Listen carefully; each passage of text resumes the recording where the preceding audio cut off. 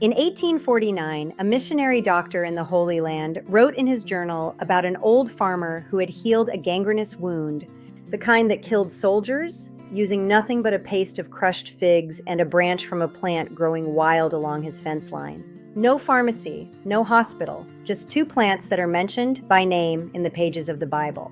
Here's what almost nobody realizes. While most of us run to the drugstore for every ache, cut, and cold, there are 23 plants written right into Scripture that have been healing human bodies for thousands of years. And modern clinical science is now proving, study after study, that they work exactly the way our biblical ancestors said they did. And the wild part? Most of them will grow in your own backyard. Some are probably in your garden or on your windowsill right now. So stick with me because number 17 was so valuable in biblical times it was traded ounce for ounce against gold. And modern researchers just confirmed it controls blood sugar better than some prescription drugs. You can grow a cousin of it in a pot. Number 11 comes with a warning. It's powerful enough that it can burn your skin and is dangerous in pregnancy. I'll show you how it was used safely. And number 23 appears over 500 times in Scripture, more than any other plant. And cardiologists are finally catching up to why. I'm a gardener, not a doctor, so think of this as the field guide I wish someone had handed me years ago.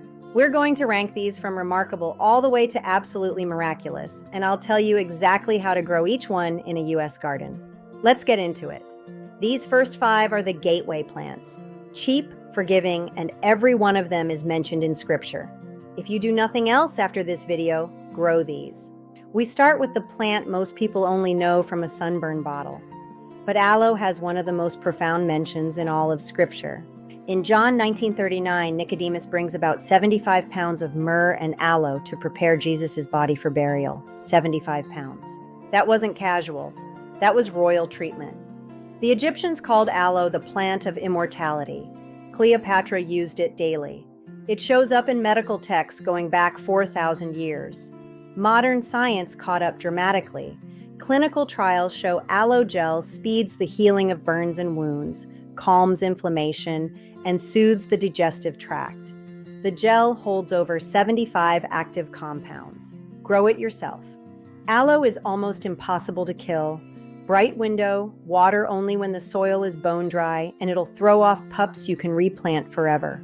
Snap a leaf for a kitchen burn, and the relief is instant. Quick favor before we go further. If you want a windowsill that doubles as a medicine cabinet, subscribe and tap the bell.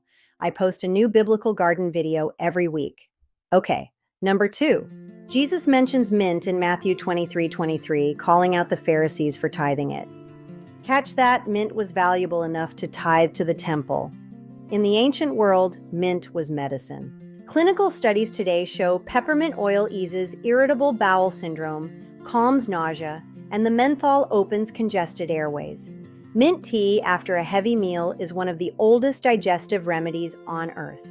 Grow it yourself. A warning every gardener learns the hard way. Mint is a thug.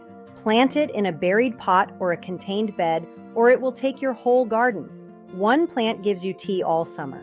When the Israelites grumbled in the wilderness, Numbers 11:5, they longed for the garlic of Egypt. This wasn't about flavor. Garlic was one of Egypt's most important medicines. Workers building the pyramids were given garlic rations to keep their strength. Garlic is one of the most studied plants on the planet. The evidence is overwhelming. It lowers blood pressure, improves cholesterol, and has real antibacterial power. Grow it yourself. Plant cloves in October, pointy end up, mulch them, and harvest fatheads next summer. It's the single easiest set it and forget it crop a beginner can grow. Right alongside garlic in that same complaint were onions. Like garlic, the onion was serious medicine, packed with the same sulfur compounds plus quercetin, a powerful antioxidant. Studies link regular onion eating to better heart health and reduced cancer risk. During the plagues, people hung onions in their rooms hoping to absorb disease. The science wasn't quite what they thought, but onions genuinely do have antimicrobial properties. Grow it yourself. Start from sets, tiny bulbs, in spring. As a U.S. gardener, match the type to your latitude. Long day onions for the north, short day for the south. That one tip is why most beginners' onions stay small. The third plant in that wilderness craving was the leek. A gentler cousin of garlic and onion, it carries the same heart-friendly sulfur compounds and antioxidants, with a milder action that's easy on digestion. Grow it yourself? Leeks are a gardener's secret weapon. They shrug off frost and stand in the ground all winter in much of the U.S., so you harvest fresh when nothing else is growing. Hill up soil around the stems to get that long white shank. That's Act 1, the 5 anyone can grow this weekend. But we're climbing toward the heavy hitters. Remember number 17, the one worth its weight in gold? We're getting closer. First, your spice rack.